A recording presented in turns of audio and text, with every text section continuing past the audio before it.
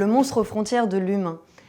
Un mot sur l'histoire du mot d'abord, on s'intéresse au mot monstre. Le terme de monstre vient du latin monstrum qui signifie un événement extraordinaire. En français, il a avant tout signifié un être fantastique, exceptionnel, féroce. Et puis, à partir du XVIIIe siècle, le monstre sert aussi à désigner des êtres qui sont laids et repoussants. Les caractéristiques du monstre dans le conte, c'est ça qui nous intéresse dans cette leçon.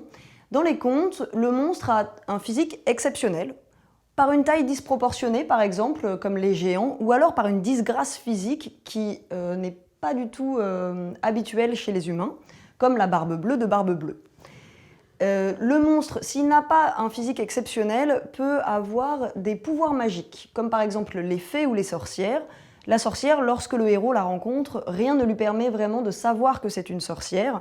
C'est bien là toute la fourberie du personnage. Mais la sorcière se rend monstrueuse et extraordinaire par ses pouvoirs magiques. Enfin, nous avons des caractéristiques morales du monstre. Le monstre est capable ou de méchanceté et de cruauté, comme les sorcières qui mettent en place des stratagèmes pour piéger le héros, ou alors de bonté, comme la bonne fée. Et là, on voit que, à travers les caractéristiques morales du monstre, le monstre est en réalité très proche de l'humain, puisque l'humain est lui aussi capable de méchanceté, de cruauté et de bonté. Enfin, le monstre fait à moitié partie du monde humain, du coup, pour ces raisons-là, et puis aussi, il est très proche du monde animal. Si l'on prend l'exemple des ogres, l'ogre a du flair, comme les animaux, et aussi il dévore de la chair fraîche. Voici pour les caractéristiques du monstre, du coup. Maintenant, on va se demander si le monstre dans le conte est bénéfique ou maléfique pour le héros. Tout d'abord, il y a des personnages qui sont clairement bénéfiques, comme le personnage de la bonne fée qui améliore considérablement le destin de son protégé, donc du personnage. Il y a des personnages qui sont plus ambivalents. Les sorcières sont apparemment maléfiques, puisqu'elles proposent des épreuves douloureuses au héros, mais le héros va sortir grandi et enrichi de ces épreuves.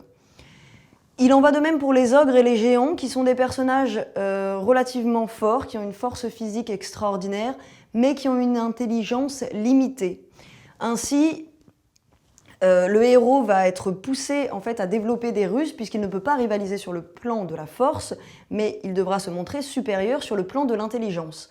Donc finalement, le héros, même lorsqu'il est maléfique, le monstre, même lorsqu'il est maléfique, enrichit le héros sans le vouloir.